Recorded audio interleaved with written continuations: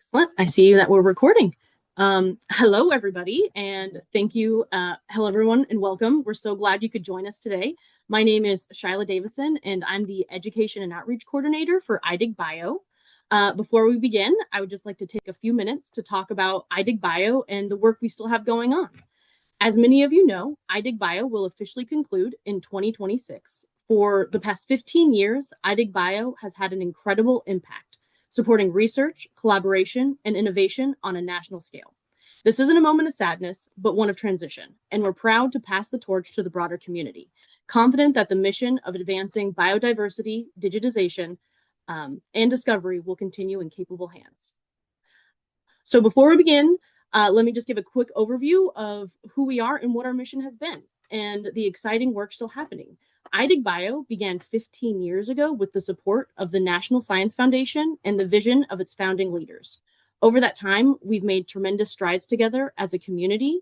Our shared efforts have helped shape the future of biodiversity research. At its heart, iDigBio works to make biodiversity specimen data widely available and useful through digitization, training, and open access, and creative new applications. And while iDigBio as a project will eventually close, our mission and the data the community has generated will live on. Thanks to contributions from more than 1,000 biodiversity collections across 350 institutions in the US, the iDigBio portal now hosts nearly 150 million specimen records and 65 million media files from over 2,000 datasets. These data will remain available long after iDigBio, continuing to serve researchers, educators, students, and the public. And we're not done yet. As we move forward, the conclusion of this project, we still have new initiatives on the horizon. One of these is this webinar series, which highlights protocols, practices, and strategies to ensure the long-term continuation of collections, digitization, and data mobilization. The collections community is well positioned to sustain this important work, and we're excited to support this transition. As we turn our focus from iDigBio's broader mission to what sustaining this work actually looks like in practice, today we will be talking about Symbiota, a platform that has been foundational to biodiversity digitization and data sharing for many years and continues to play a crucial role as we think about sustainability beyond iDigBio. In this session, our speakers will share perspectives on how Symbiota-based portals have been supported through the Symbiota Support Hub and what it takes to sustain both digitization efforts and community management moving forward. Before I hand things over to our speakers, I just want to share a few housekeeping notes. Today's webinar will be a little bit different and the chat will be open. So feel free to use it to engage with us and with each other. If you have any questions for our speakers, we ask that you still drop them in the Q&A feature and we'll get to as many as time allows at the end. As always, we ask everyone to keep things respectful and we appreciate your understanding. So with that, I'm happy to turn things over to our speakers. I'll stop sharing my screen. Sounds great. Thank you so much, Shyla. And thank you so much to the iDigBio team for having us today. We had fun putting this presentation together and we look forward to sharing with you. I'll introduce, I guess I should screen share first.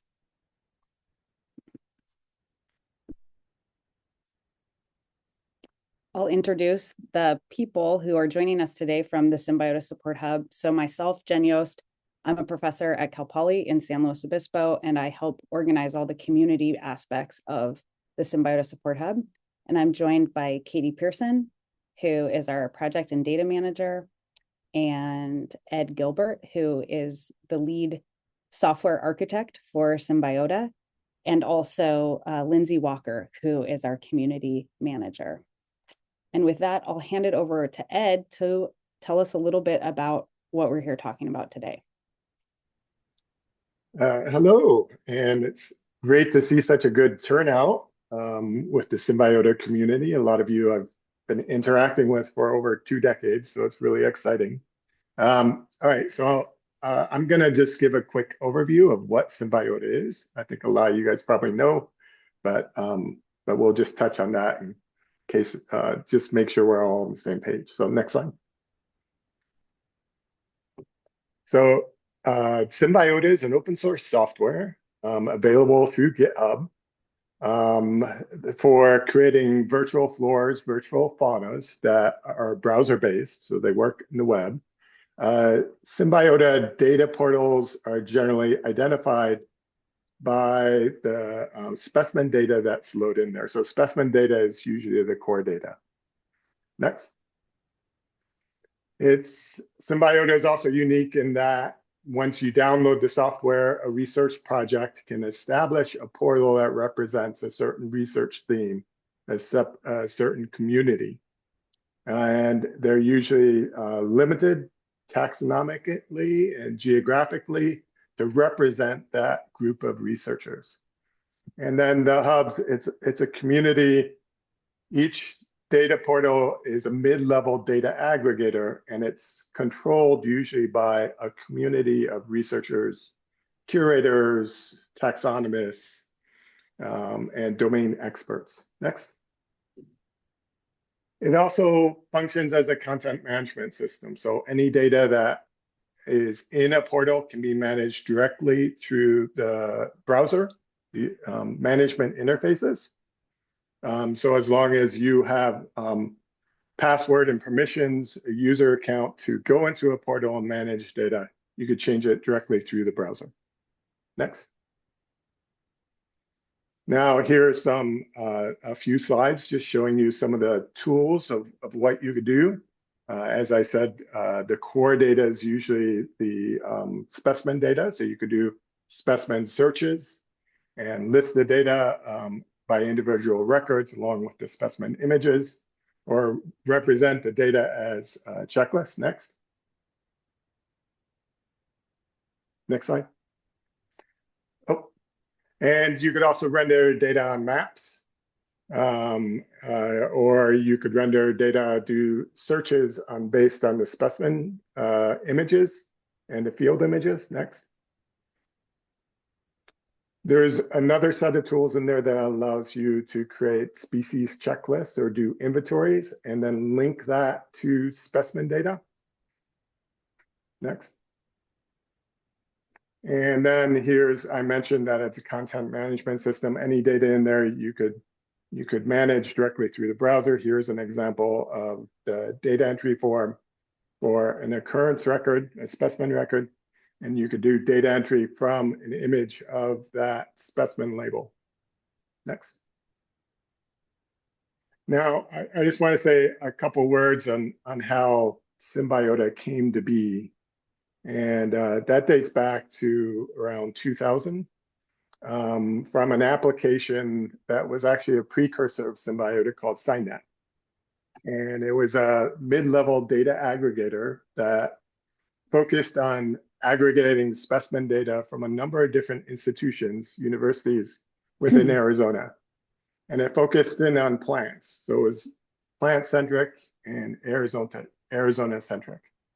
And it was initially a project that was started by Peter McCartney and Karina Grease. And then Les Landrum got a number of grants to do digitization to build up the data source. Back then, the portal itself was a few 100,000 records. And then Symbiota actually was created back in 2008. Karina Grease was a lead PI, myself, and Tom Nash. We got a grant to create Symbiota. So 2008, Symbiota grew from SciNet application. And we rebuilt the software and designed it so instead of having a single function data portal, you could establish multiple community portals. Next. Next slide. And today, SciNet went from a few 100,000 portals to 24 million data records. And there's there's 479 collections. Most of them the data is live managed directly within the portal. And there's multiple front ends connected to a single database. So it's grown immensely. However, I said the software is available to any projects. So beyond SciNet, this portal network, the Symbiota portal network, we have lichen portals, bryophyte portals, algae portals, mycological portals. There's over 60 data portals out there with different taxonomic or geographic or project themes. Next. So, and then some of the benefits of having these community portals is that each of these portals represent a group of domain experts that have a passion to curate the data so that it's a quality resource based on their expertise. And it's a platform that allows you to leverage these data management interfaces that could be done as a community through the portal. Group transcription, georeferencing, and it also allows the folks managing the portal, the IT folks, to take over the tasks such as data backups and doing data cleaning from the back end and so forth. And it's also a resource that we specialize in being able to import data and export data, especially get the data published out to GBIF and iDigBio. So the portals offer all these tool sets that are available to that community. Jen, I think you're up. You're muted. Thanks for that history, Ed. When NSF decided to establish the Advancing Digitization of Biological Collections solicitation, which was a 10-year project, it asked researchers and collections to organize themselves around thematic research ideas. And so what this meant is that these large collaborative grant proposals were written in which collections from all over the country that were united by a taxonomic group or maybe united by geography had to get together and accomplish common digitization goals. And this Symbiota network that Ed just described proved to be incredibly valuable for the digitization goals of that program because different institutions could access one common data pool, georeferencing could take place across collections, transcription could take place across collections, and it also provided a deliverable, a product, something that you could show at the end of your project. Look at how many records we have organized around our research theme. And so as a result of that, almost 80% of all of the awards, the TCNs that were funded through this program used Symbiota as their main digitization platform. Now I can't even advance my own slides. And so during this period of time, as the ADBC program was being carried out, Symbiota grew massively. And as a result of that, it amassed a huge data source and a huge user community that depended upon it. And so 4 years ago, NSF funded iDigBio to include Symbiota support, and they supported 3 staff positions. And the goal of those positions was to support the Symbiota portals that had been developed and their community of users. And that was really the creation of what we call the Symbiota Support Hub. The Symbiota Support Hub, the idea behind it is generally that collections are under-resourced generally. I knew this myself being an herbarium director, but actually not being paid to do that and having no staff at my own institution, doing any kind of curation or data management, let alone establishing my own server or IT systems. Like I couldn't do any of that in my position. And we heard that same story repeated over and over again. And so how do you provide all of the digital infrastructure necessary for this digitization without having each collection be able to have an IT staff person and a full-time curator and a data manager? And so that was really the idea behind the centralization of these 3 positions to provide an economy of scale that advances the entire portal community network. And so you don't need 2,000 IT people. You could just have one IT person serve everybody. And so that was the idea behind the creation of the hub. And what that means is that anybody in the Symbiota network actually has an IT and systems administrator. That guy's name is Greg Post. He works for the Symbiota Support Hub. And there's a backend data manager, somebody who can fix your records on the backend, do bulk or batch updating for you as needed, erase a whole set of images that you accidentally linked to the wrong records. And that person is Katie Pearson.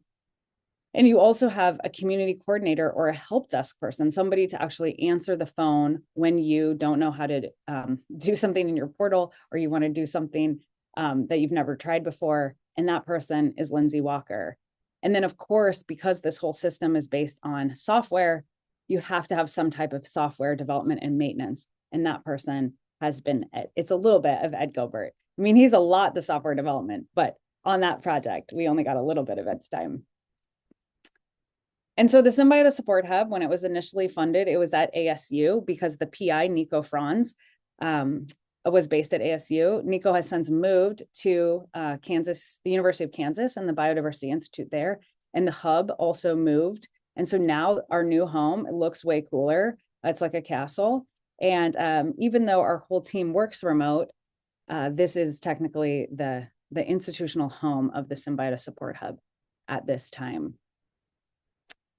And that initial funding from NSF, I said it supported 3 positions, but this is our team, and the team has continued to grow because the demands and requests from the Symbiota community were so large that new software development was necessary. And so the group got other subawards, other proposals, and other contracts to do novel software development for Symbiota. And that allowed us, now we have Logan Wilt, Mark Fisher, Nikita Salikov, and Skylar Franz, who are all doing programmatic work. Many of you may have interacted with Samantha Orellana, who is our Central and South America global Symbiota representative.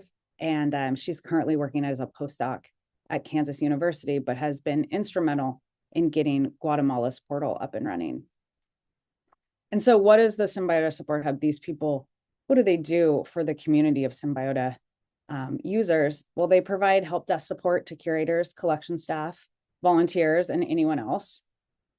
There is a huge amount of work that goes into keeping the software up to date. So there's regular code upgrades, there's bug fixing, security enhancements, and new features that might be funded on other proposals.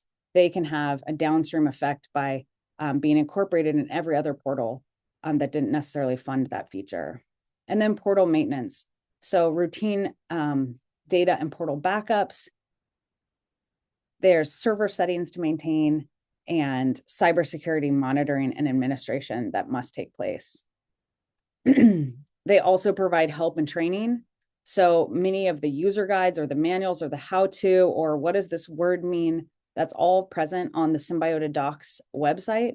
And that is supposed to be a dynamic but comprehensive Symbiota user guide. The Symbiota Support Hub also hosts monthly support group meetings where we cover different topics and different leaders in the community present on things that they're doing in their groups.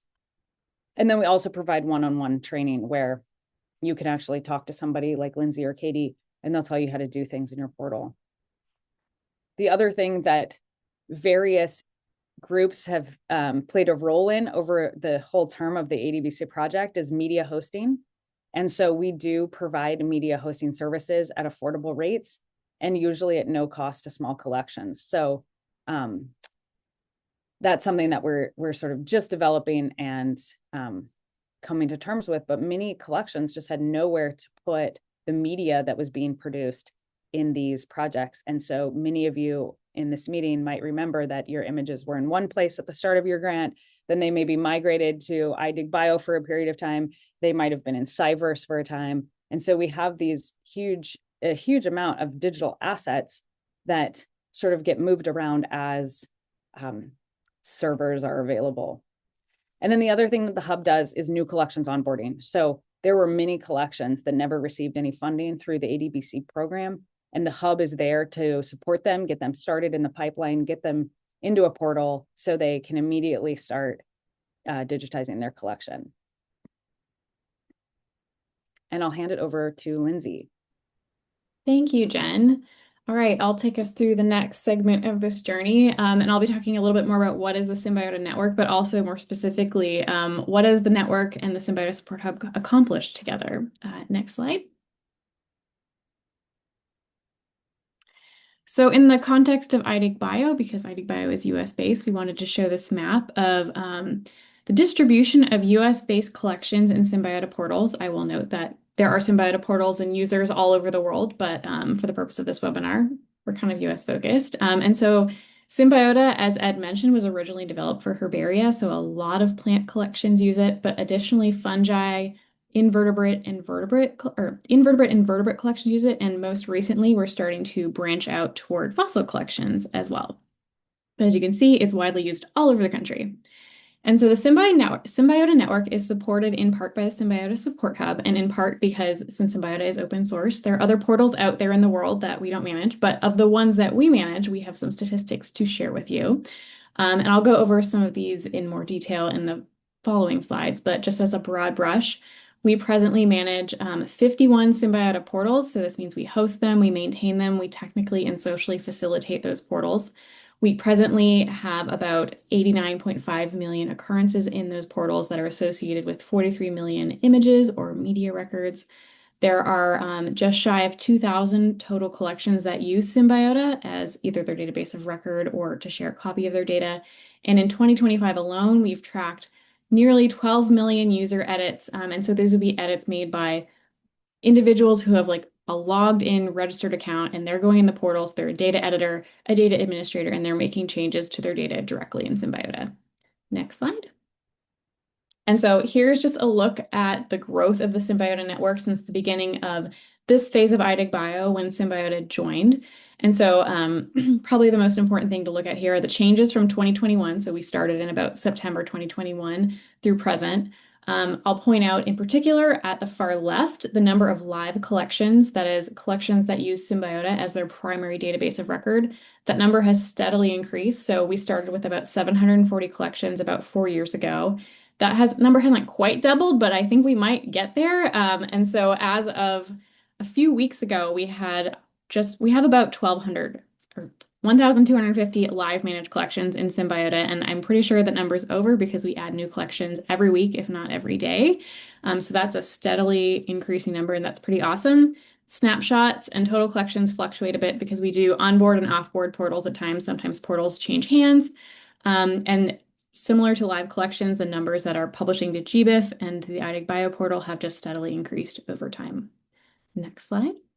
So, all right, so what we're looking at on this slide, this isn't number of collections, but number of specimen occurrences in the Symbiota network that the section of the network that the Symbiota Support Hub manages.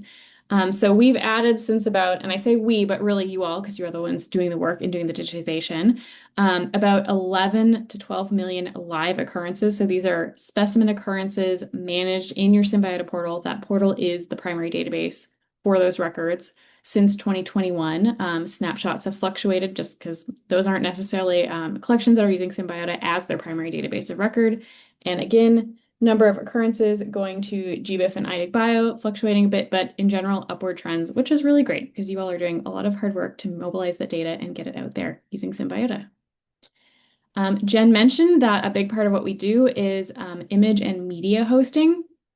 And so quite a few images, as you can see, have been added to the portal. So live images versus snapshot images, this just indicates how many images are associated with either a specimen record that's associated with a live managed collection or an image associated with a snapshot collection in a Symbiota portal. These images can either be hosted by the Symbiota Support Hub or hosted externally. But between 2021 and now, so 4 years, we've added over 20 million image records to Symbiota portals. So these are just records that you can access through Symbiota portals, whether or not we host them. Next slide, thank you. So I mentioned on one of my previous slides that just in this year, we had just shy of 12 million registered user edits. No surprise, we have a community of active users as well in the Symbiota network and Symbiota community. In 2025, that was about 5,800. So these are people who have logged in and actually like made changes to their records in the portal. logged in and just been active in some way. So we do keep track of that. We've been only doing that in the last few years or so, but even though some of the TCNs are sunsetting, activity has not decreased. So that's a good sign. Jen mentioned another service that we provide is our monthly user meeting called the Symbiota Support Group. And that meeting happens on the first Monday of every month, with the exception of sometimes we take a break in July. And so that meeting just celebrated its fourth birthday, so to speak, as of December of this year. Is pretty exciting. And so since December of 2021, there have been 468 unique individuals. So these are people who have attended at least one Symbiota support group. You only get counted once, even if you come 10 times. So 468 unique attendees, not including us as well. Or if you were to count number of instances over, like including repeats, we actually at exactly 1,500 participant instances in the last 4 years. And so this has been a relatively well-attended community event series, and we intend to continue this into the foreseeable future because it's clearly well-attended and people seem to enjoy it. Next slide. Alrighty, so if you are a user with Symbiota Portal, there's a really good chance you've emailed our help desk, which Jen mentioned is our like one-on-one support, probably the best one-on-one support outlet we have, because that's going all the time, not just once a month. And that started in about, it was like early 2022. And so we got that set up pretty early on in the hub because we knew we needed some kind of resource like this to manage all of the requests that were coming in. And so in the last 4 years, we've received, and I think I'm pretty confident in saying this because I put this together, over a week ago, we've received over 5,600 tickets because we get tickets every single day. And so we fielded all of those requests that are associated with 3,100 tasks. So what a task is say you send an email and I can't do something, but like Katie has permission to do something in the database, I'll assign her a task and she'll go in, for example, maybe like delete your records or something. So that's what the tasks are. And so we have this whole workflow in the background that's helping get your tickets answered.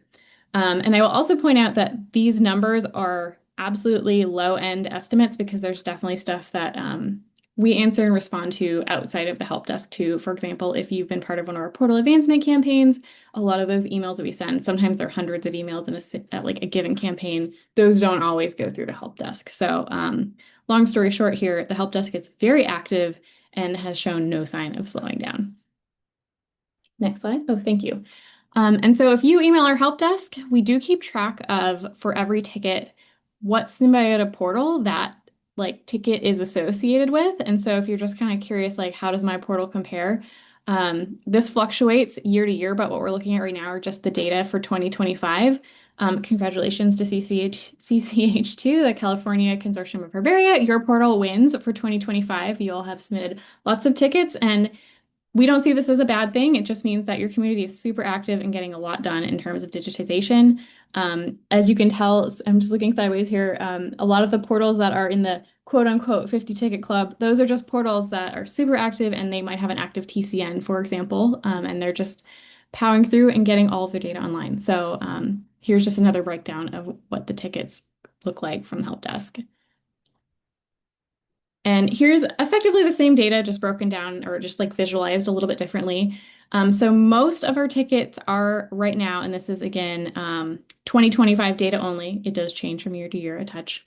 The breakdown of what portals have been using the help desk services, which we're thrilled about. So CCH2, several of the SINET portals, so SINET's Arizona, New Mexico portal, CERNEC would be another one, as well as Midwest Herbaria, lichens and bryophytes. And Invert eBase, they've got 2 TCNs associated with that portal right now, so they've been very active as well. So something I mentioned early on in my segment of the presentation is that we onboard new collections every week, if not every day. I think in the last week, I've responded to like 4 to 5 requests to join a Symbiota portal from collections that want to use Symbiota as their primary database of record. Usually these requests are collections that are trying to use Symbiota as the primary database. Occasionally it's snapshots. And since we started keeping track of this in 2022, we have received over 250 requests. I say over because I compiled this number before I did those last 5 requests, so I know for a fact it's more than that. And so long story short here is that we get these requests regularly, and I actually think it's I would not say it's slowing down. If anything, it's picked up over time. So thank you all for continuing to request to join our portals, and it's our pleasure adding you to them. Next slide. Alrighty, so Symbiota image hosting, if you're kind of curious to see what the use of these services looks like. So just to be clear, the data you're looking at represent requests to batch upload images to an SSH-mediated or hosted Symbiota portal between April 2023 and February 2025. So it does not include the most recent data associated with the migration of images to KU. But because this is a longer data set, it gives you maybe a more representative picture of what portals are using this service. So Cernac, CCH2, Lichen portal, Bryophyte portal, and the algae portal in particular are very active in getting their specimens mobilized through imagery. And so again, this represents images that have been ingested into a Symbiota portal and are put on Symbiota Support Hub maintained servers, not externally hosted images. And so we are now in the process of moving all of this over to KU, but that process isn't totally done yet. So that's why we're showing you the slightly older data. And another thing we do is we keep track of web traffic to Symbiota portals using Google Analytics. And so what you're looking at here are page views and users of Symbiota portals who aren't necessarily like registered logged in portal users. The data that you're looking at in this bar graph represents data or like traffic to portals from approximately April 2023. I say approximately because some portals turned on Google Analytics sooner or later than others. That's a bit of an average through July, so through this summer. And as you can see, some portals get a ton of traffic. The y-axis is a log scale because it varies so much by portal. It's really the only way to visualize this. But yeah, if you're a portal manager and you want to know what kind of traffic has been coming to your portal, like email us and we can give you that information. It's really great for reporting purposes. And even the small portals get quite a bit of traffic. So we do keep track of that. And again, it doesn't seem to have any sign of slowing down. Next slide. So the Symbiota code, as Jenn alluded to when she was talking about the team, is dynamic and improving, especially since we have onboarded a number of new developers in the last few years. So since the hub came to be in 2021, we had our first major release. That was Symbiota 3.0 in 2023. A year later, we released Symbiota 3.1. And then in this year, we've had two major releases. So again, a release is just like one major group of major new features come out. And so this has been picking up just because we have so much help from our developers right now. And then, of course, in between, behind the scenes, our developers are also constantly fixing bugs and releasing hot fixes to your portal. So when people write to the help desk and they're saying, hey, this thing is like legit broken, we do have them go and fix that. And so in between these major point releases, they're also doing all that work in the background. So well done, dev team. Thank you for keeping this moving forward. Next slide. Okay, so that was a little bit of just like, what have we accomplished as a community in the last 4 years or so? And now we're going to talk a little bit about what are some of the strategies that we have taken to help the community increase community capacity for using Symbiota and moving digitization forward. Next slide. All right, so if you are a Symbiota user, or if you have not used Symbiota before, I do recommend checking out our website. That's kind of like the HQ, the headquarters for finding all things Symbiota, including user documentation, where to find our portal directory, for example. So if you have a collection that needs to get into a portal and you're not sure which portal it should go into, we have a list of that on our website. We also have instructions on how to join a portal and get started with that. We also have all of our events, both like the Zoom link registrations as well as recordings posted on our website, and our YouTube channel is linked on here as well. In addition to resources like links out to our community board on GitHub. Next slide. Thank you, Jenn. So we have Symbiota Docs as our primary user documentation resource. And so if you are trying to get started with Symbiota, or if you have a general question, there's a good chance that that question is answered in this resource, which we are constantly adding to and updating. In the last year, Symbiota Docs has received a major facelift. We've just kind of moved it to a new site, and now we can version the documentation. So this has been a big project we've been working on in the last year. A number of the pages have been translated into Spanish, and that's something that Samantha's kind of taken the lead on. And it's not 100% there, but it's another part of moving the community forward in terms of capacity building. And I think that's all I'm going to say about this. Next slide. So we've mentioned the Symbiota support group a few times. This is, again, our monthly user meeting that meets on the first Monday of every month. This has been going on for 4 years, and we really try to leverage the Symbiota support group to help focus on a different topic every month to help people learn how to use new features in their portal. Sometimes we just do like open Q. Well, every meeting has open Q&A. More recently, we've focused on inviting community members to help present and just like share what they've learned about Symbiota. So we have many experts in the Symbiota community beyond the Symbiota Support Hub. For example, this middle one, UC Santa Barbara gave a presentation on tagging images in their Symbiota portal to be library, but we talk about things from checklists to uploading data to images, how to use your portal for research, and everything in between related to Symbiota. Next slide. We also maintain a community discussion forum, previously kind of known as Symbiota Discussions, and now it's also called our community board. This is a forum available on our GitHub repository. And so this is where we like to document needs and wish list items. So we cannot unfortunately develop everything the second it comes up, but we think it's really important to keep track of the things that Symbiota could have added to it at some point in the future. And so that's the purpose of this repository. So it includes things like question and answer, particularly the wish list is a hot list on here. If you like think of something that you want added to your portal, I highly encourage you to go on here and just kind of create a user story. Next slide. So here's an example of one. Again, the purpose of this resource is to document and aggregate proposed enhancements to Symbiota. So like, I think this was just a few weeks ago, we had somebody who requested, hey, I would like to have a few fields added to the public search forum. And so I directed them to this resource, and then they spelled out a whole user story, which is really helpful for us because if we ever get funding to be able to develop it, we know exactly like what the problem was or what the need was and what what the desired enhancement is. So that kind of in a nutshell is what the Symbiota Discussions Community Board is about. Next slide. So something we've worked on in the last few years, in particular 2022, 23, and 2024, we ran a series of portal advancement campaigns. And so these were month-long events where for each month we worked with a targeted Symbiota community to help them get together. It was a series of about 4 meetings per portal where we would talk about the resources that the Symbiota Support Hub can provide. We teach people how to use various tools in their portal. A big push we had was just helping people publish their data to portals like the iDigBio portal and to GBIF. That was a huge part of most of these campaigns. We would also do, as part of the campaigns, outreach to collections that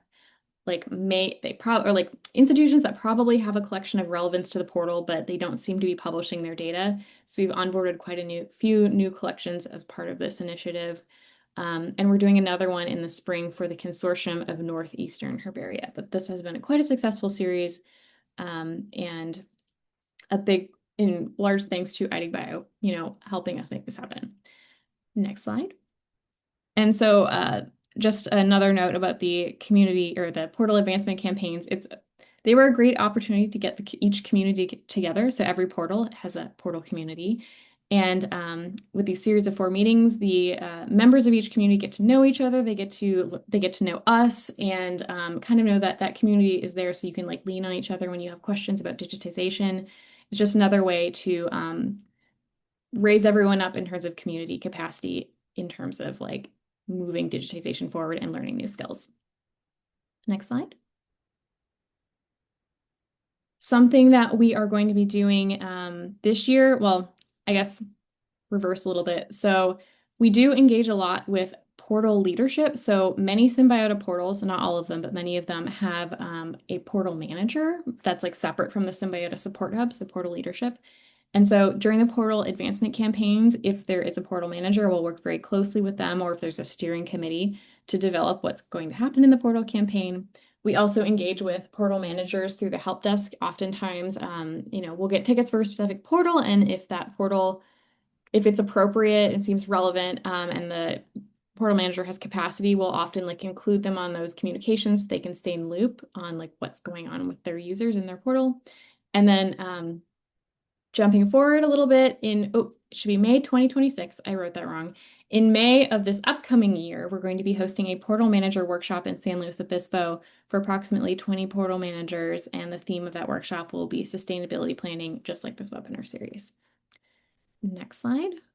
And then I think this is kind of concluding my segment of the presentation, but another part of our strategies to build community capacity is engaging the software development community. So we've mentioned several times now that Symbiota is open source. So that means our team isn't the only team out there that's developing the Symbiota code base. And so a relatively new initiative is that we are now establishing a monthly meeting to engage all Symbiota software development teams beyond the Symbiota Support Hub, so that everybody can kind of be in the know of like what's coming out and what's coming down the pipe, so that all the portals can move forward together, whether or not we're the ones managing them. Next slide. All right, I think Katie's at this section.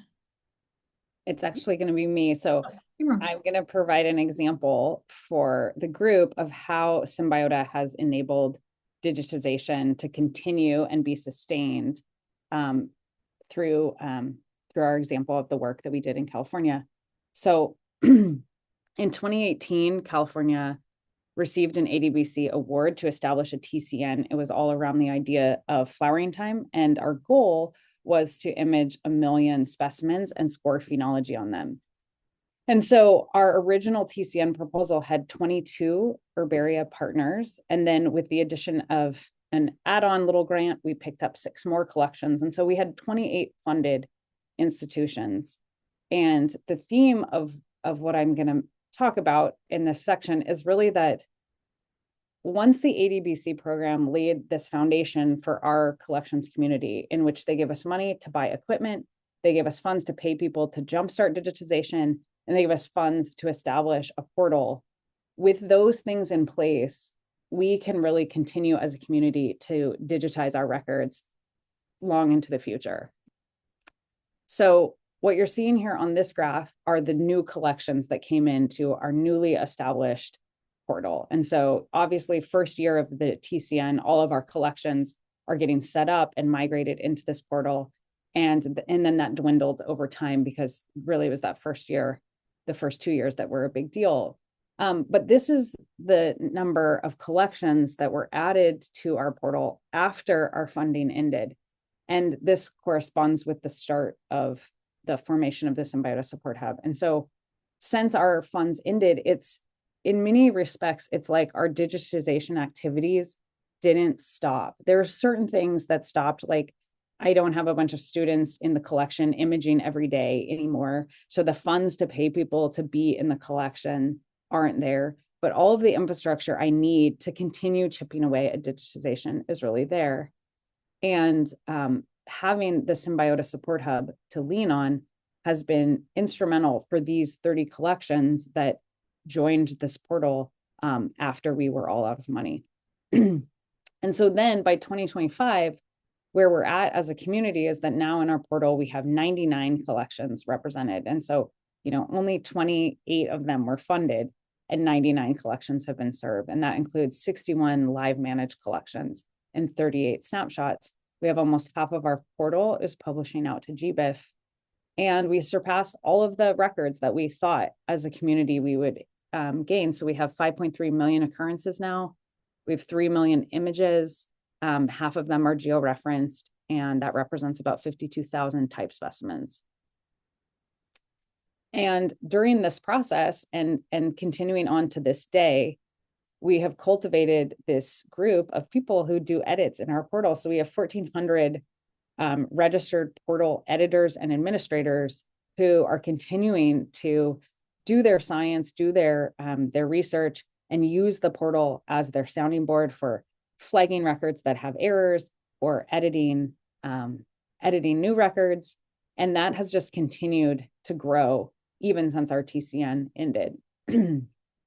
If you look at the activity of this user group, in total, 18 million records, and that represents about 2 million edits per year since 2017. And so it's just really been a game changer for collections in how they curate their records, and then how that data is then made available to the broader research community through our portal.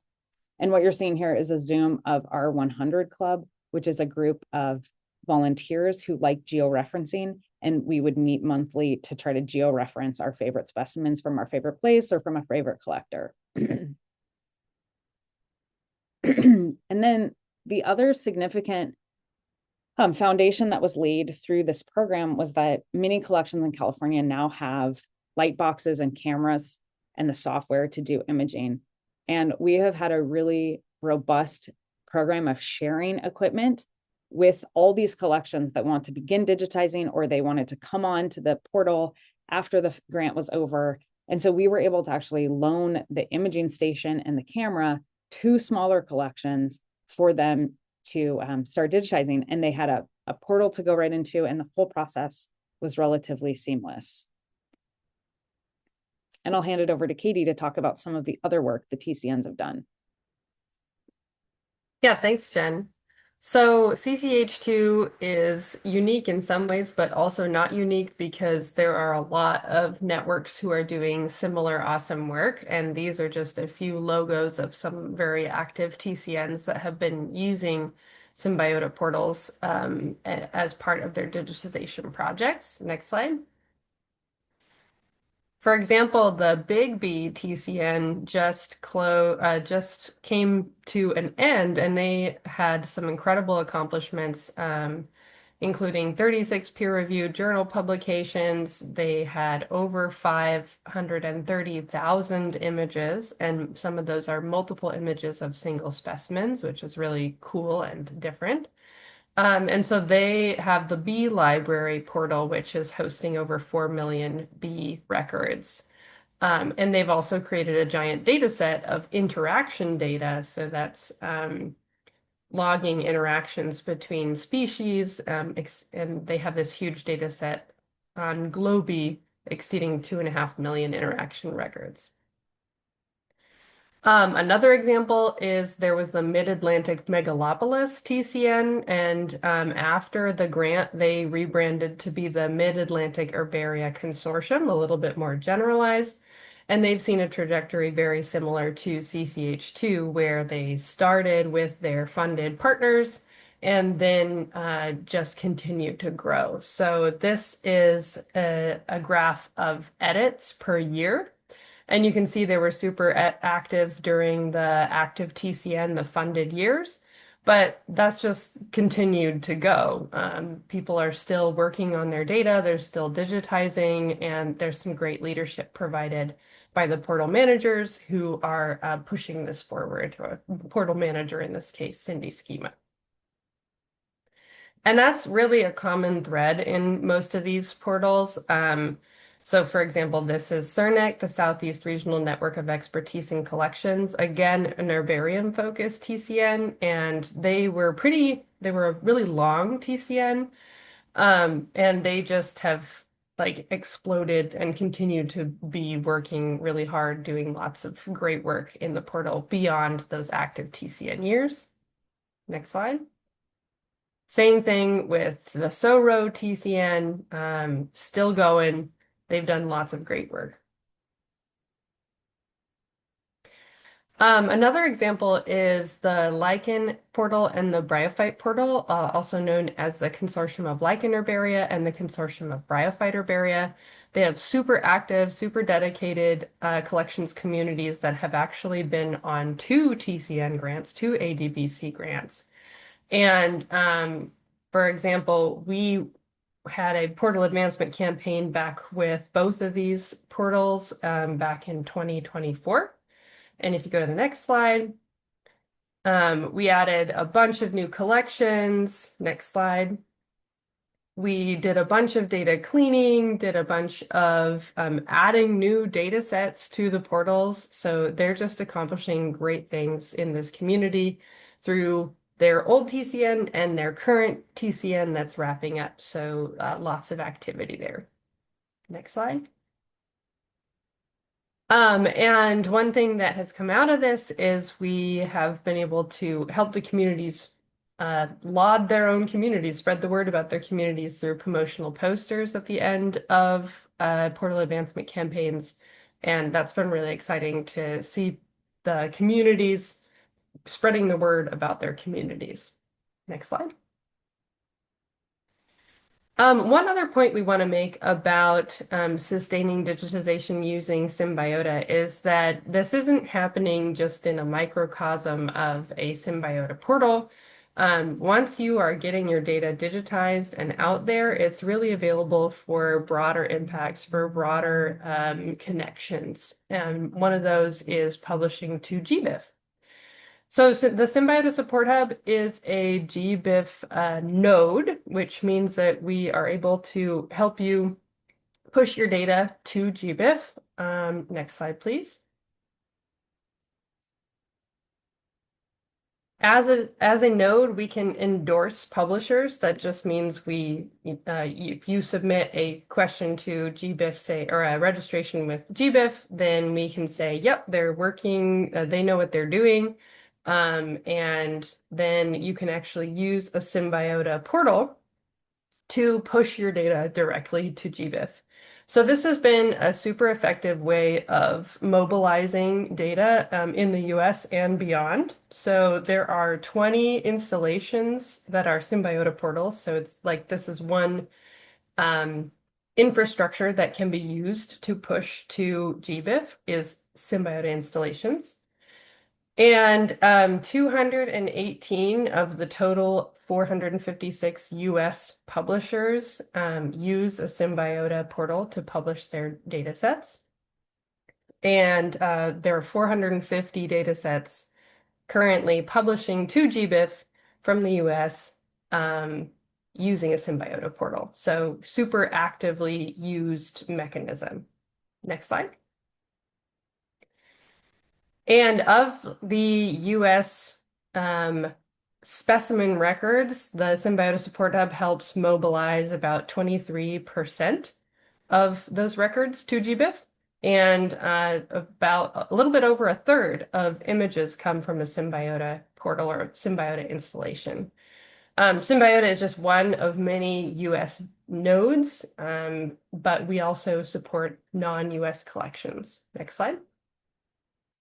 So in fact, there are many other countries that can take advantage of Symbiota portals because Symbiota portals are not necessarily in the US or only serving the US. Symbiota is a open source software. So there's several portals that are also pushing international collections beyond the US. Next slide. So data publishing is super easy from Symbiota portals. This is a snapshot of a collection profile on a Symbiota portal. And you can see that there are these little widgets that show up that show how your data are connected to GBIF. You can track the citations that are happening of your data set in GBIF right there on your portal. Next page. And this is how that data set looks once it's published from a Symbiota portal into GBIF. As you can see, it's published by your publisher. That's your institution that you have registered. That's who the data set belongs to. And you're just hosted by the Symbiota Support Hub. We're just the facilitator, the pipeline that gets the data from your portal into GBIF. So we are one of 3 ways to push data to GBIF. You can install your own integrated publishing toolkit. You can use someone else's integrated publishing toolkit, or you can just use a Symbiota portal. And next slide, it's pretty much as easy as hitting a button after you've registered to become a publisher. So if you're interested in learning more about that, please feel free to email us at our help desk, help@symbiota.org. And back to you, Jen. Great. And so now I'd like to talk a little bit about some of the things that the team at the Symbiota Support Hub have been doing to make sure that we can continue to support this network for a long time. So in the past several years, we have gotten new grants to establish new portal communities. And this is part of how the Symbiota network has been growing. One example is that the USDA and really much of the federal government, unfortunately, have a lot of collections that are hidden and we don't know about them. And so we have been working with the USDA to bring some of their collections on board. So you can, it started with the US National Arboretum's herbarium. There's a US National Seed Herbarium, and then also fungi collections. Another new portal that we received a grant to work on was the DigiHerb portal, which is a consortium of Northwest European herbaria. Another new portal that you might not know about is the Diatom Herbarium. This is supported by Drexel University. And so we're just getting into smaller and smaller and smaller things. And then other ways that these portals are supported are through the development of new tools, because you out there in the network are writing proposals to do innovative things and develop new features. And so either through a subaward or a contract, these new features are able to be developed by one project, but then they can actually, because of the way we have the code base structured in GitHub, we can roll those new features out to every other portal. And so I'll highlight just a few of them. Drexel University and the Academy of Natural Sciences received development support for audio files to be uploaded so that you could play sounds of organisms in your portal. The USDA funded the ability to search by associations now. So when you are on the public search page, you can search for things like has a host on a certain taxon. The US National Arboretum deals with a lot of cultivars and trade names. And so we had to modify the taxonomy to be able to accommodate their records. And so now we have the ability for cultivar epithet and trade name to be included in the taxonomy of a given sample. Big B was doing a lot of work with image tagging, and they funded the ability to upload and download more media related data like image tagging, but also captions and photographer information and other metadata associated with those records. And so this is one way in which we intend or hope to continue sustaining this good work. When all of you in the community have a new grant proposal to include the Symbiota Support Hub in the development of that proposal. And this allows us to then develop new features. And anytime somebody comes to us and says, here's the idea for a project I want to do, we look at that wish list in GitHub and we try to wrap up as many features that are relevant into that proposal so that we can accomplish all the requests that the community has been asking for. So new proposal development is one way that we intend to keep functioning. And from the Hub's part, we've put in several proposals this last year to continue innovating the Symbiota code base. The other thing that we spent a long time doing, part of the iDigBio mandate was to think about sustainability. And so we entered into a market analysis with an external collaborator and basically came up with a list of services that we could charge for. And so KU has a service center that allows them to send invoices for regular portal or network community support activities. And so, for example, if you want to establish a new portal, we could just invoice you for that charge. If you want tool development, we can say it's X number of hours for that tool development. And in this case, set it up like a contract that's invoiced for beyond being a collaborator on a proposal. And so this is one avenue where anybody who wants to do a thing and who has some cash can engage with the Symbiota Support Hub to make that possible. Another thing that we are having to turn our attention to is the creation of an endowment for Symbiota. So there are many people in the Symbiota network who love their portal and want to see it continue into the future. And to that end, what we're working on developing is actually an endowment where people can donate to support their favorite portal, and an endowment would pay out over interest over time. So that would be a long-term in perpetuity type of sustainable gift. The other thing that we've been doing is just generally donations. So there's many people who say to us, like, I will totally donate to help sustain this network. And so if you are an editor or an administrator in a Symbiota portal, you would have gotten an email from us on Giving Tuesday with this QR code and this campaign to just say, if you would like to help support the good work of the Symbiota Support Hub, we now have the means to do that. And getting all of that set up within an institution is always quite a lift. You'll notice now that on some portals, there's a donate button. So directly from the portal, it would take you to this donation campaign. And so really what we've been trying to do is just diversify the income stream that currently supports the team at KU so that they can continue to provide services to the whole community through grants, contracts, donations, and endowments. And then we're in constant dialogue with your collections community leaders about how we can both work together to sustain the functions that are necessary to keep this really robust and strong network going forward. And to that end, we're really excited about the portal manager meeting in May, where we're going to continue to talk about the theme of sustainability. And with that, wow, right at 12 o'clock, it's us up here talking, but the point is sustaining digitization through Symbiota portals.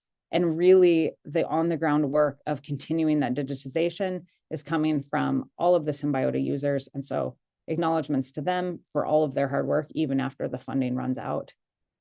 And I'm going to hand it over to Lindsay to take us into discussion. All right, so we are going to kind of open this up. We're kind of wondering just like, how are you leveraging your Symbiota portal to sustain digitization is like the main topic. But if you go to the next slide, Jen, we have a number of things we're wondering about. And importantly, I want to point out that we can unmute you if you want to share. I realize this is webinar style, but let us know if you have anything in particular you want to mention. So I'll go through the list of things that we're kind of curious about. So how is your collection or your portal or your TCN leveraging Symbiota to support digitization? If there's anything you want to share about that.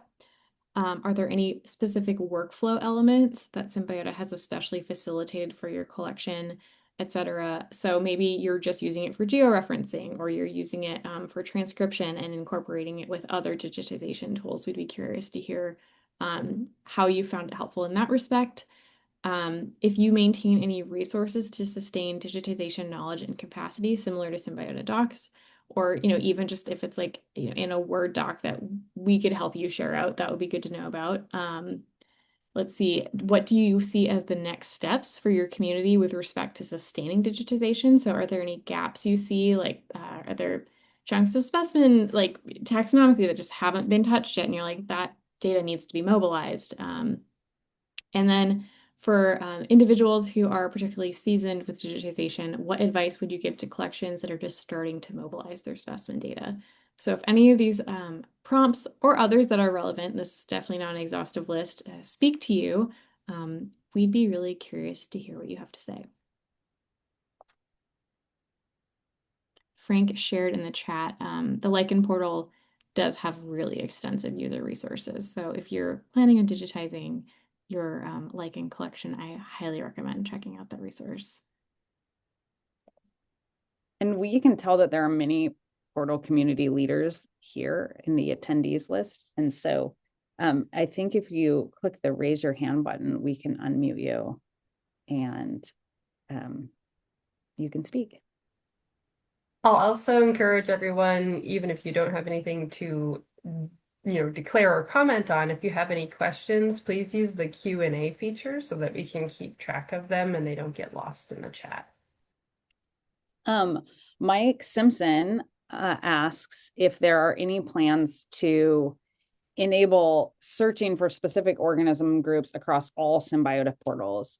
And so that is one thing that we have been writing proposals for this year, which is to essentially use the API functionality of the portals to be able to have essentially all the portals talking to each other, so that if you care about, let's say you care about bamboos, you could go to every portal and get every bamboo record and have that be a live connection to those portals. So that if it's updated in one portal, you immediately see the edit in your portal. And we think, I guess there's two things there, Mike. If that proposal is funded, that would enable cross-portal searching. And there is a little bit of a cross-portal searching currently enabled in the lichen and bryophyte portals, but we'll really build that out. But then it also allows researchers, like, for example, if Mike Simpson wanted to have a portal entirely devoted to the Boraginaceae It could be every record of boraginaceae pulled into one place, and it would create a research interface for you to define your record sets, to annotate your specimens, and then have it be live linked back to the origin collection. And so that's a really exciting development. I hope that proposal is funded because I think it would really be a game changer in the Symbiota landscape.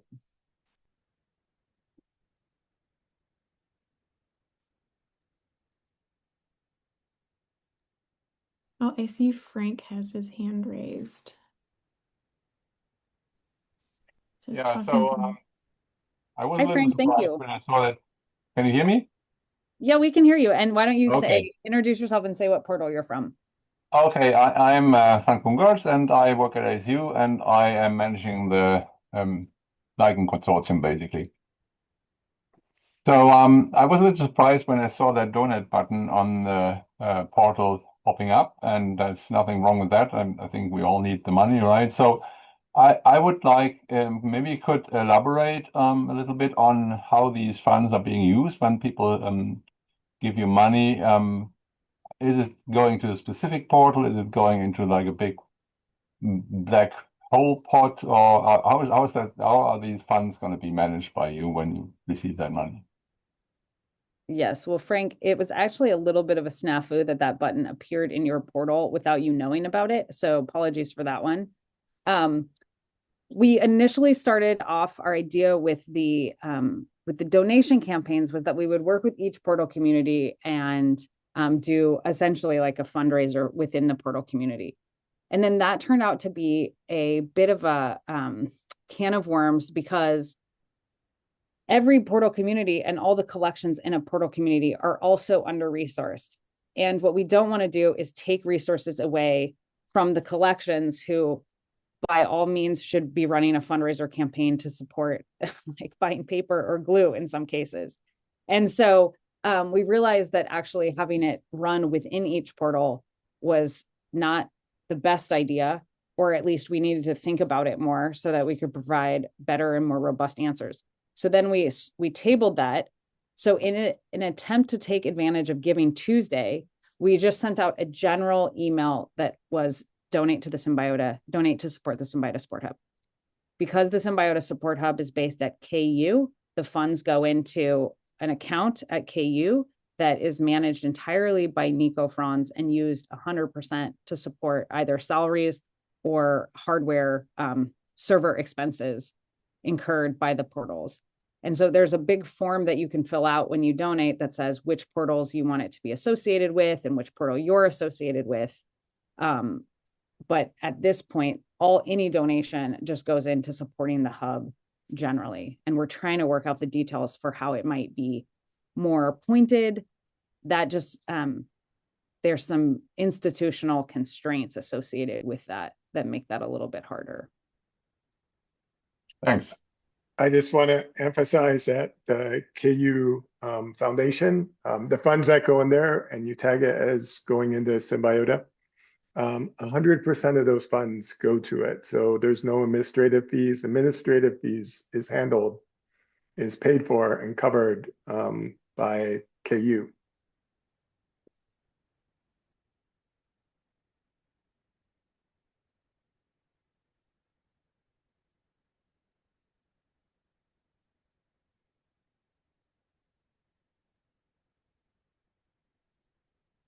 Erica Krimmel. Hello, can you hear me? Yeah. Cool. Thanks, guys. I really enjoyed, I know all of the things you told me in your presentation, but I enjoyed seeing it. For anyone I don't know in this room, I work with a lot of different collection types, but in the context of what I wanted to share here, I've been part of this grant with paleo collections in the last couple years. And I'm really excited about, like, to Lindsay's question about sustaining digitization through Symbiota. Part of this grant was that we had some funds for Symbiota to do some development to support more of the data fields that paleo collections would need. And so now we have this brand new paleo portal on Symbiota. And it's just really exciting because we have, like, finally an option for smaller paleo collections to have a data management solution. And that has been like a huge gap. So, yeah, I just see you guys as being like a continually useful uh, resource for the community because you've done the work of like the social and the organizational structure. That's like 90% of the challenge for all of us. So yeah, thank you. Right on. Thanks so much, Erica. Yeah, and I guess it's worth saying, everybody has been worried about the boom and bust cycles associated with federal funding and projects starting and projects going away. And Symbiota has been around for a long time through many of those boom and bust cycles. And we have a commitment as a team to make sure that this endeavor that we're all a part of, it continues to be continually useful for our community. And also that there's no financial barrier for any collection to get into it who wants to mobilize their data through a portal.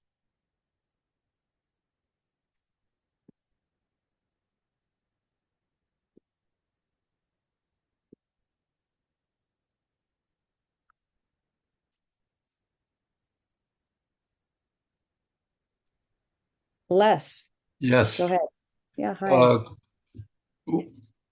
Since we had the terrible problem with the SciNet database being hacked, what are you doing now to protect things? And are there copies of the SciNet database and other databases distributed around to different places so this doesn't happen again? That's it. Yeah, thank you, Les. And Les is from ASU and was pictured there on Ed's slide. Let me just say a few things of context, and then Ed can answer the specifics of your question. So what Les is referring to is that earlier this year, cyber attackers or hackers were able to exploit a vulnerability in Symbiota to get access to ASU's servers. And as a result of that sort of malicious attack, ASU, in a defense move, shut all the servers down while they investigated what was happening. And so what that resulted in is that not just SciNet, but all of the 50 plus portals that were hosted at ASU at the time, everyone was locked out of their collection for 2 weeks or so while this investigation was underway. And so a couple points about that. First is that the hack was not on the Symbiota portals or the biodiversity data.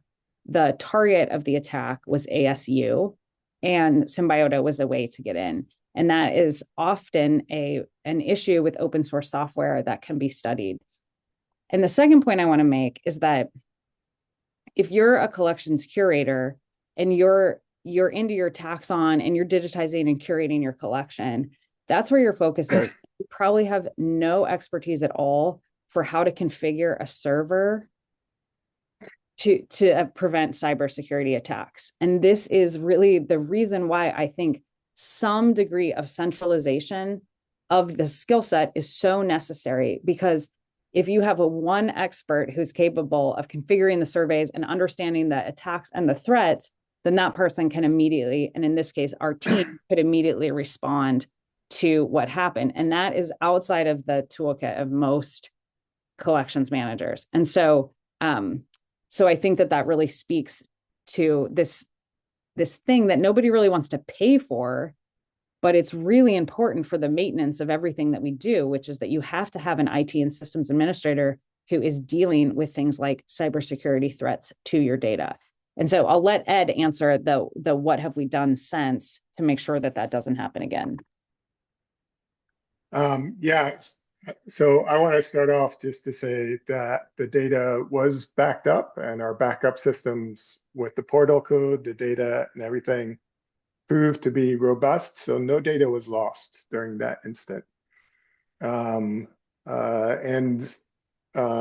And we continue to follow those procedures as backing everything up, having multiple backups in different sites. And that hack itself, it actually was a failure on 6 different levels. So one aspect was code aspect, being able to upload a file. But there was also failures on the system that was scanning the server to make sure nothing goes there, the Apache server. So there's multiple levers where it failed, and the whole thing had to fail for them to get in. We definitely patched all those different systems, and we made sure our operating systems are up to date. And so we're rather secure that it will not happen again. And we're actually working towards implementing further security things in the future to kind of cut off. It is a very different world that we live in now over this last year. It's a lot harder managing a server now than it was just a few years ago. There's a lot of active entities trying to get into that server. So so security is a lot tighter now than it was previously. It has to be.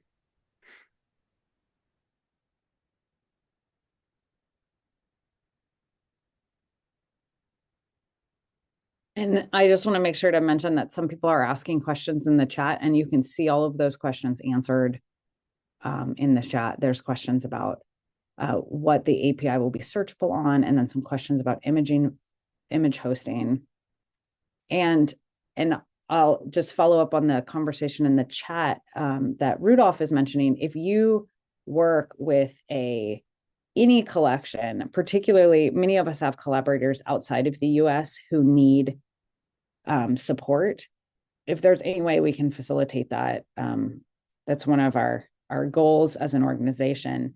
And it can be game-changing for an organization to just have a web presence of their collection. It gives them much more authority to their governments or to their institution in a way that really can elevate the presence of that collection in the country. So follow all those links in the chat then, and that'll get you started. Oh, Patrick Sweeney, welcome. Hey, how's it going? Can you hear me? Yeah, I can hear you fine. Yeah, great. So great presentation. Thanks. Very helpful. I just wanted to follow up on your comment. I help manage Patrick, tell people. Yeah, okay. I was going to say, tell people where you're from and what your contact. Yeah. So I help manage the consortium of Northeastern Herbaria portal. And one observation I can offer from that portal that speaks to what you were just saying is that there are several collections that have been able to point to the portal and go to their administrators and say, hey, look, there's this portal in the region. They're sharing all this data. It's being used for research. Look how relevant this is. And they've convinced administrators and different people within their units to give them money to digitize their collections. There are even people who've gotten sabbaticals, professors, for like a semester to take off and digitize their collection and put it in the portal. And I think that's just great, and it allows these collections to really demonstrate their relevance. Because in some underfunded institutions, it's hard to argue for keeping a collection around. It has a lot of space. You've got staff associated with it. Certain people may not see the value. And when you can point to something like Symbiota and the ways that the specimens are used for research and that kind of thing, it really, really is helpful. You can build a very compelling story and get money and convince administrators and people that your collection and the data is worth having around. Just some observations. That's great, Patrick. That's a great story. Thank you for sharing that insight.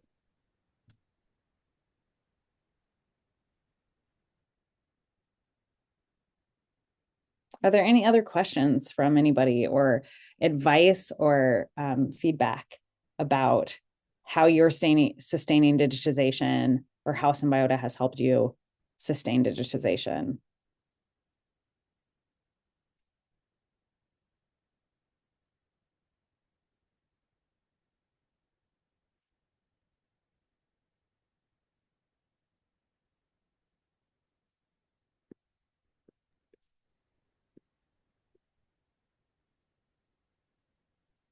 Herrick and then Peter.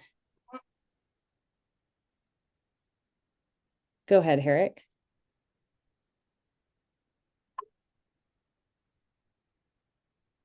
I can almost hear you.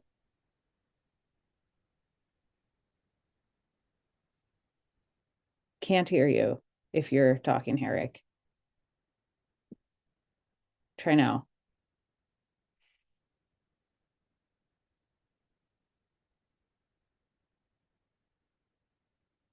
Okay, let's pause on Herrick for a second and go to Peter.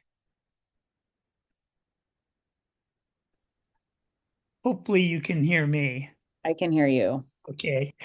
Well, I wanted to mention that at UC Irvine, the herbarium is a focus point for the School of Social Ecology and the School of Public Health in terms of capstone experiences. So there's a social ecology field study and a public health practicum. And we have usually half a dozen students or slightly less each quarter from these groups that are trained in herbarium curation. And they also do a lot of digitization. And then I have some independent study research students in biology who also help. So that's some ways that we engage students for academic credit and training at UCI. And then the herbarium itself is largely funded by external grants. And so we do have external grant support from a private donor. So it isn't NSF or anything like that. It's a private donor. And I guess I'll let slip the name. I don't think we're supposed to tell, but it's the Orange County Community Foundation and the Marisla Foundation work together and have funded the herbarium for many years. And I've been promised by the chair of EcoEvo Bio that if for any reason the grant funding doesn't come through, that UCI's School of Biological Sciences will fully support it. But we've been fortunate in able to support the herbarium for decades through external funding. But at any rate, that's how digitization is supported academically and financially at UCI. That's a great suggestion, Peter. Thank you so much. And Herrick, let's see if you can unmute and then.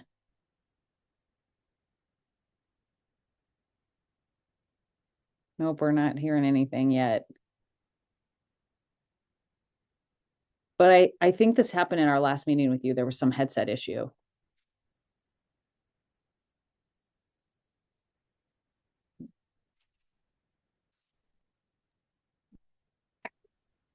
Oh, I got a snippet.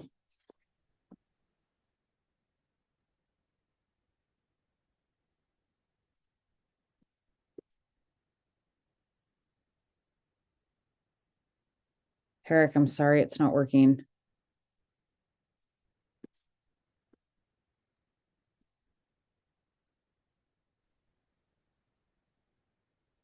Is there anybody else that would like to add any Sally Chambers made a note in the chat. She says she works at a small regional university, but the largest herbarium in the state. Symbiota has been super helpful for me with learning the digitization process as it has changed over time and making sure that my collections are getting uploaded as they should. And she credits lots of question answering to help her along the way.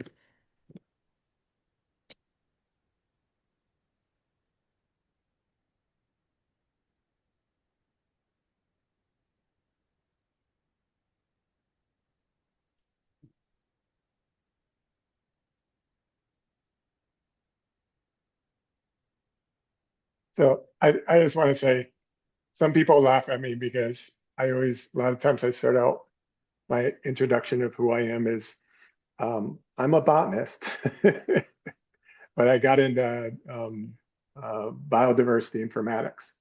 And so my original master's research was in doing floristic research 25 years ago. And I worked in the herbarium and collections, and I've interacted with so many different curators and collection managers and collection folks, and I mean, that's my passion. It's amazing people. I just value collections so much, and that's pretty much been a huge direction, working with all these people and building the tools. It was the collections that directed how things would be built within Symbiota, and so that's one thing that the whole team here on Symbiota Support Hubs, we want to continue to serve the collections community. And in particular, we know that a lot of the collections are really strapped, and we don't want to we want to continue to serve without taking from them. And in particular, there's some amazing collections down in the tropical areas and global south that we want to help out and get mobilized and get online and do whatever is needed as directed by them. So, but we want to do this without charging folks, and that's where we're doing our best to make this happen, where we're not charging people fees to mobilize these wonderful collections. Yeah, that's one thing that we've heard a lot from our community is when we've said, hey, how can we sustain this? Many collections have said that they have the ability to pay something, and that the value of these collections of Symbiota is high enough that they would gladly pay something to keep it supported. And so that's one area that we're investigating, is that if you are at an institution that, to no pain or suffering to your collection, your institution could pay an invoice, that might help float all boats. And so, that's one of many things that we'll be talking to the portal managers about ahead of that May meeting. And if you have any ideas, or your institution can pay an invoice, like maybe that's in our future, and we'll just try as a community to make sure that all boats get floated. That's kind of the nice thing about the network. When one group gets funding and develops a feature, it can be propagated to all the other code branches that support all the other portals. And so not everyone needs to get funding for that feature to be developed. And the same is true that if you have, one portal that gets a big grant that includes the Symbiota Support Hub, then those folks are also around and able to help your collection with similar things, So I'm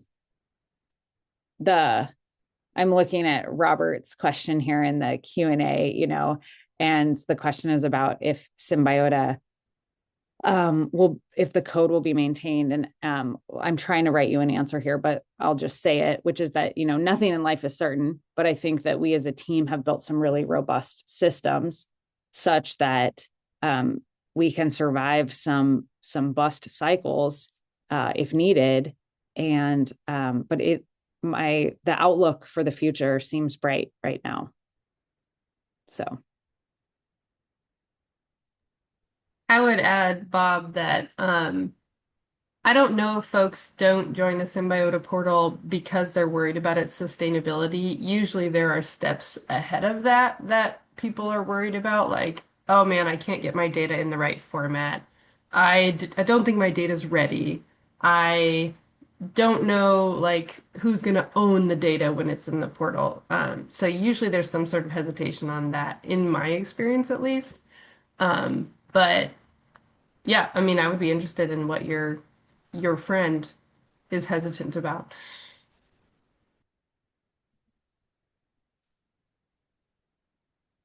I would second what Katie just said in general.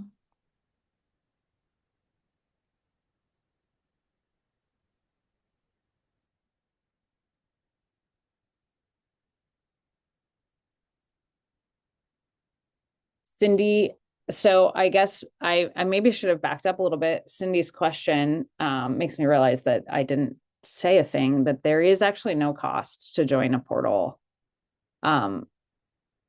So Symbiota use currently is free. And the only thing that Kansas is considering charging for in the near future is the image hosting that they do. And that's the same type of fee that you would incur wherever you were hosting images, because it's like buying a hard drive, basically. And so institutions can choose all sorts of image hosting options. We just offer one in case you have no other option and you would like to use ours. But otherwise, there is no cost associated with using a Symbiota portal. But as Deb Paul points out, nothing is free. And so you've got to keep the lights on, and you've got to protect the servers and maintain the data. And then I would say, like, one thing that I've been particularly proud of and happy about with the formation of the hub is that one thing that I've seen over and over again in communities is that it's sometimes very hard to just get a meeting on the calendar, and no, collections manager or faculty member, can deal with the setting up the when to meet or scheduling the meeting or making the agenda. And I think something that Lindsay and Katie have been so good at is they really just provide a little bit of scaffolding and handholding for communities to just get them over that sometimes bureaucratic scheduling issue. And then once everybody gets together, the magic happens and communities start talking and people do a lot of knowledge sharing. But it really sometimes does take kind of like a little bit of extra energy to get people over the hump. And I think that's something that the Symbiota Support Hub has provided really well for these communities over time.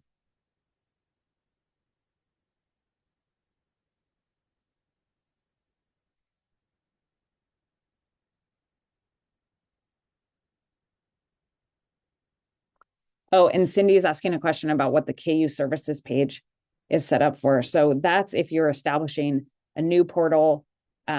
So it's free to join a portal, but let's say you are the country of New Zealand and you say, I want a new portal that hosts all New Zealand specimens.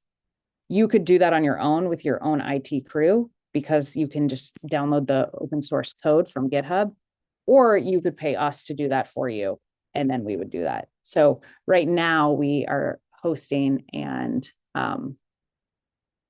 we are maintaining the portals that were created through the ADBC program. But when a new community wants to come together and create a new portal, those are what those Kansas University fees are for. And Cindy, I don't see.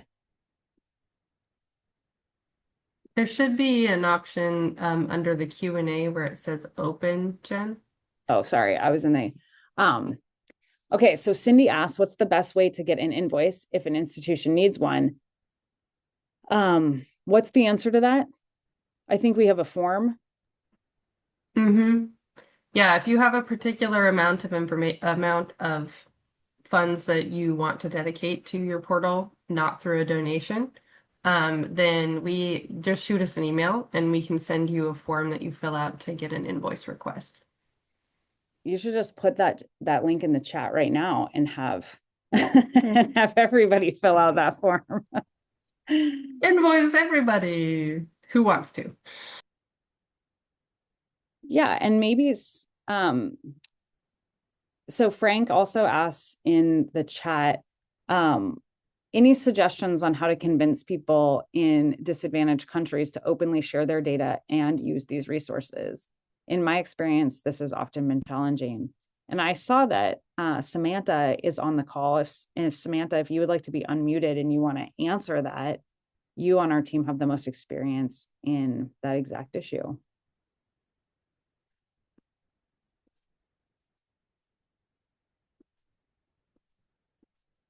But I think you have to raise your hand in order to be. There you go. Samantha, will you please introduce yourself to everybody also? But you're muted. Sorry about that. Yeah, perfect. Hi everyone. My name is Samantha Orellana. I work with the SSH as I help to help the Latin American community mainly. But I work with several portals, and my main portal is the Guatemala portal. So Frank makes a great point. Sometimes it's really hard to work with communities that are not well in disadvantage economically, let's say it that way, but also like technically that they maybe don't have the resources to advance on the digitization of their collections. So I've had a lot of experiences with different countries, and I think that people get excited to collaborate and digitize collections when they get to see that they can keep their ownership and that all the results are going back to their communities. And I've had that outcome with Guatemala, for example. Collections are working with a lot of volunteers, a lot of students, and seeing their names online, like in 1 second, that always motivates them to keep contributing, even if it's just for a couple of points in a class or just for their own satisfaction to contribute to the knowledge of the country's biodiversity. So it helps to work with the communities and help them to make their own work and to feel they own the effort they are doing. Yeah, and just to piggyback off of that, Samantha has many successes where as soon as one institution has a presence online and is you can point to it and say, look at my collection, look at how many times it's been cited in a GBIF publication. It almost creates like a snowball effect where then other institutions nearby or in the same country want to join in. But obviously there's a lot of issues there with national governments, under-resourced collections, exploitation of data from countries. And so making sure that institutions really feel an ownership, just like Samantha said, an ownership and control over their data into the future. I think that's the key, but it's still challenging, Frank, as you say. And we've been joined by Nico Franz at the University of Kansas. Nico, do you want to introduce yourself to the team? Yeah, hi all. My name is Nico. I'm at KU, and as many of you know, my role in the Symbiota team is to help lead and help support the team overall.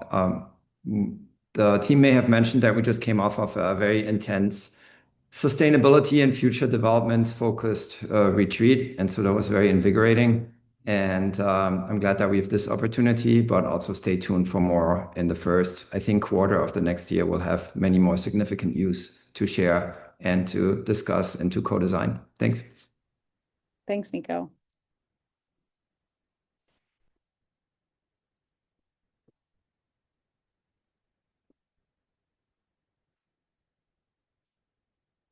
And Lindsay has put a link to that endorsing form in the chat. And as David Shorthouse points out, data sovereignty is very important. And I think one of the advantages of Symbiota is that as a collection, it gives you control over what's shared and what's not shared and how that data moves out into the data ecosystem.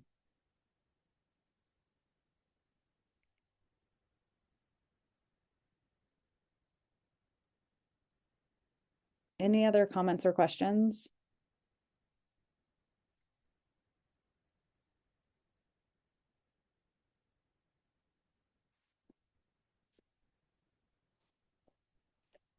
You in the middle, Gil Nelson. Oh, thank you, Jen, very much.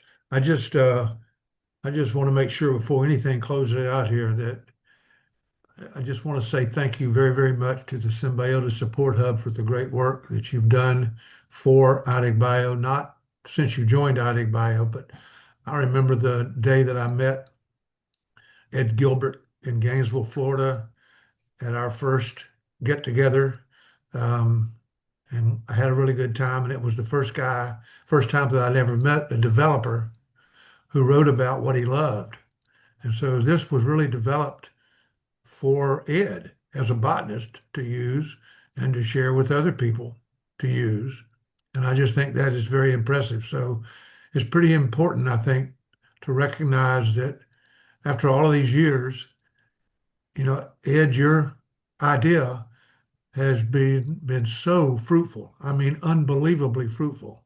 Maybe Bill Gates could say something, but what you've done is better than Bill Gates because you worked with a group that you loved and cared about. So I think that's very important. And I appreciate it very much. And I also appreciate the many bars we've explored in all of the years since 2011. And and thank you for that. I also wanted to mention that a number of years after that, I met Jenn Yost, and we hit it off pretty good. And one of my drives over to Gainesville, Florida from Tallahassee, Florida, I was almost to Gainesville, and I got a phone call, and I answered, and it was Jenn. And she said, "Are y'all reapplying for another iDigBio extension?" I said, "Yeah, it's due like Friday." She said, "We want to be in it." I said, "You got to work hard because the deadline is upon us." And so she organized all these folks to put together a project, and we got it funded. We added $3 or $4 million to the iDigBio project, and we got a $19.95 million project funded, which was very exciting. And we wouldn't have done that without Jenn's absolute annoying persistence. But I love that about Jenn. She doesn't give up too much. And so, I think what you're seeing here is the culmination. And I have said many times through the years at workshops that remember that NSF is seed money. And we've all got to figure out ways to keep it alive when NSF has to pull out. I don't think we've ever felt bad when they have to pull out. I mean, we understand that that has to happen. But I think what the Symbiota Support Hub is doing under Nico's leadership is really trying to be that, trying to get past having to quit when the NSF quits. And I think that's a very important point that needs to be made um, for it on behalf of NSF. I mean, it's not their fault. And when you look at some of these projects that have been funded for 15, 20 years, that's pretty atypical. And anyway, I just wanted to say thank you guys very much. I really enjoyed this. And I think it was a great webinar. So thanks a lot. Yeah, and Gil, I'll just also echo that both, I'm so grateful that you took a chance on the Symbiota Support Hub. And I get the privilege of getting to be in the front seat of watching the impact that it's had on all of these collections communities, mobilize more data and get their act together and clean up georeferences and just get help when they needed it. And the team has been amazing in facilitating that over the last 5 years. And iDigBio support was fundamental, and all these collections, all the data that you saw today, all the benefits was because you were willing to delay your grant a little bit while we hustled. And I really, really appreciate your trust and your faith in us as a team. Well, Symbiota was in the iDigBio family from the beginning, and now is in it for sure.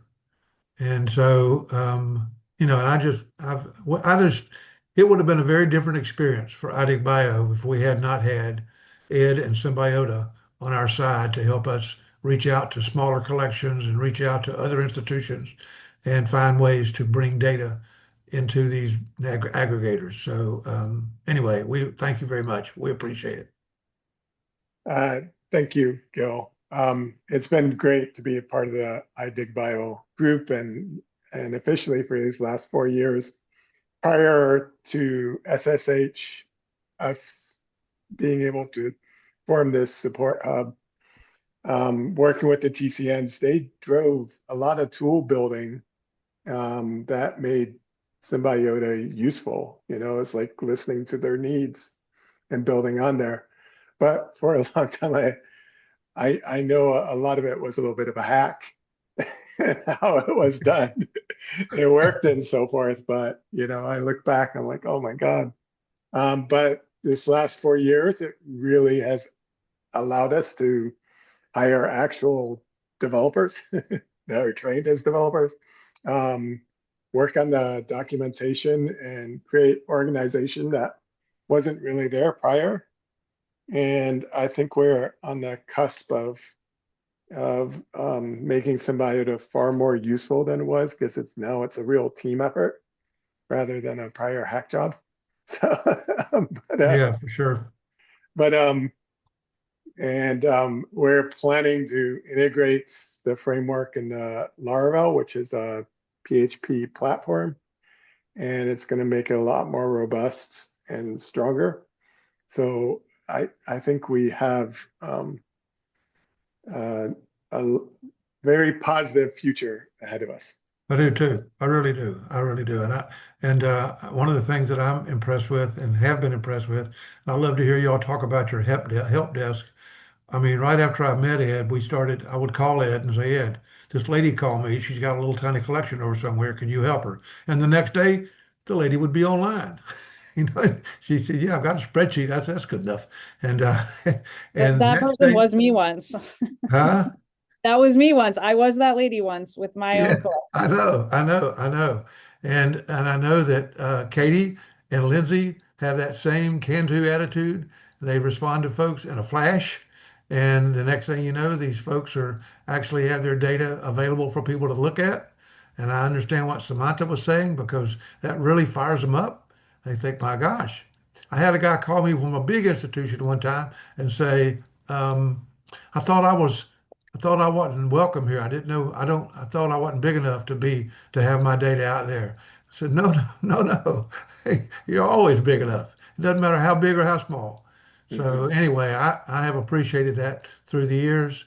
And I think you guys have put together a team here that's really fantastic. Right on. Yep, Thank Katie you, and Brian. Lindsay are way faster than I am. I was. So they're great. No. You're all fast. They're always. Maybe with that, we turn it back over to Shyla. Excellent. Thank you guys so much. I just wanted to say thank you again, echo Gail's sentiments that you guys are amazing, and thank you for taking the time to join us today. It was a great webinar, and I just want to let everybody know that this webinar was recorded, and like all our other webinars, should be available on our wiki tomorrow. So keep an eye out for new webinars in the new year. There's plenty to come. So thank you again for joining us, and with that, I will let everybody go. Thank you. Thank you.